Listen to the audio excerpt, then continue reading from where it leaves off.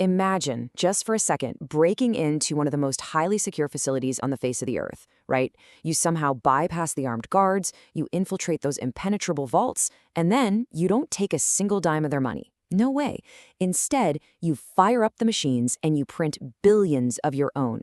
You walk out not having stolen from the bank, but having literally created entirely new, untraceable wealth. It's the ultimate hypothetical scenario. Welcome to This Explainer. Today, we're diving into the anatomy of a master plan, the psychology of a perfect heist. We're going to take a really deep dive into the mastermind strategy, the intense psychological warfare, and the raw human emotion behind a global phenomenon that completely redefined the whole heist genre. We'll break down the mechanics of a story that gripped millions, looking strictly at the intricate planning and the deeply flawed characters who actually executed it. You know the look, the blood-red jumpsuits, those haunting masks.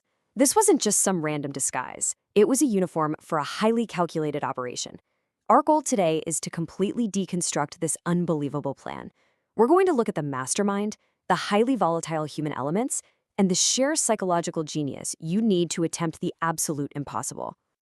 All right, let's get right into Chapter 1, a unique heist.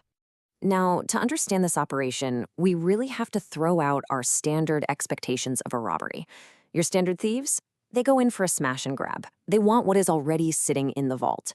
But this master plan, it wasn't about stealing money. It was about printing it. By hijacking the very machinery of the system, the perpetrators aren't technically stealing anyone's existing savings. Think about that for a second. It's a stunning realization, and it completely shifts the entire moral and tactical landscape of the whole operation. Which brings us to Chapter 2, Mastermind the Professor. A plan of this insane magnitude, it doesn't just materialize out of thin air. It requires an architect, a man known simply as the Professor. And let me tell you, he was no ordinary criminal. He was a man who fought his battles with intellect rather than weapons. Operating deep in the shadows, the Professor spent years meticulously studying the Royal Mint of Spain.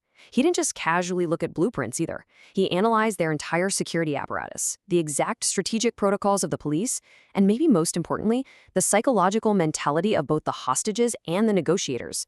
He literally mapped out every possible human reaction. And this obsession wasn't just a sudden whim. It goes way back. As a child, he witnessed his father dream of a massive bank heist. Tragically, after his father's death, that dream became the Professor's dark inheritance. He made the choice to fulfill it. He took that deeply personal trauma and channeled it into a lifelong, meticulous preparation for the ultimate strike. Moving on to Chapter 3, the team and their secrets.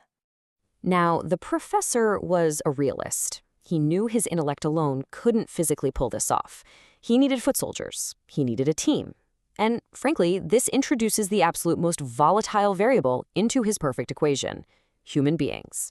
For months, this really disparate group of criminals was isolated in a secret location, put through rigorous classroom-style training, and to protect the operation and hide their true identities, they stripped away their real names. Instead, they were assigned city names. They became ghosts, bound only to the rules of the plan. But you know, erasing a name doesn't just erase a personality. The psychological profiles of this team were incredibly complex and, honestly, highly volatile. You have Tokyo, fearless, bold, but highly emotionally unpredictable. Her feelings often clashed dangerously with the plan. Then there's Berlin. He initially comes off as harsh, but he's actually a charismatic, experienced leader who kept the team together. He also turns out to be the Professor's own brother. Rio brought the vital tech skills. Denver brought this brave, raw emotion. Nairobi? She was the core motivator and confident energy of the team. Moscow was the veteran thief with essential experience, while Helsinki and Oslo were the sheer force handling security. These very human flaws made the meticulous plan highly vulnerable, for sure, but also incredibly relatable. Let's look at Chapter 4, Mind Games with the Police. Once the team was trained and the big day finally arrived, the physical heist began, the Royal Mint under siege. Torrential rain outside. The team breached the walls and took hundreds of innocent people hostage. Now, to the police stationed outside, it looked exactly like a standard, desperate hostage situation. But that was all an illusion. While the authorities prepped for a smash-and-grab robbery, the real master plan, actually printing the money, was quietly unfolding deep inside. The Professor's greatest tactical advantage here was his sheer foresight. He didn't just react, he anticipated. Step 1, anticipate exactly what the police will do. Step 2, misdirect them. Feed them the illusion they already expect. Step 3. Execute a pre-planned countermove. It's brilliant. Whenever the authorities thought they finally had the upper hand, the professor was already several moves ahead. He turned a physical siege into a breathtaking psychological game of chess. And that escalates us to Chapter 5, the Bank of Spain. Because the story of this crew definitely didn't end at the Royal Mint. Phase 2 targeted the heavily fortified Bank of Spain, which was an entirely different beast. The security was unimaginably tighter, and the physical and psychological danger to the crew was immense. If the Royal Mint was a masterclass in planning, the Bank of Spain was a pure exercise in survival. The margin for error was reduced to absolute zero. Surviving that kind of pressure cooker required a lot more than just guns. Deep inside the massive production line, Nairobi wasn't just managing the printing presses. She was the confident, driving energy of the team. When others naturally began to crack under the unimaginable stress, Nairobi was the core motivator who stepped up. She proved that strong leadership and confidence were just as absolutely crucial as the professor's blueprints. Finally, Chapter 6, a global phenomenon. So why did this intricate, dark heist story captivate audiences across the entire globe? Well, its massive success wasn't just about the tension of the guns or the allure of the money. It was deeply rooted in human connections. We saw profound friendships forged under immense pressure, and heartbreaking sacrifices like Berlin putting his own life on the line to save the others. It was an unprecedented, chess-like strategy infused with intense, raw human emotion. Because the characters were so flawed and realistic, making massive mistakes just like Tokyo did, viewers felt they were watching real human beings struggling to survive, not just one-dimensional criminals. It perfectly illustrates this idea.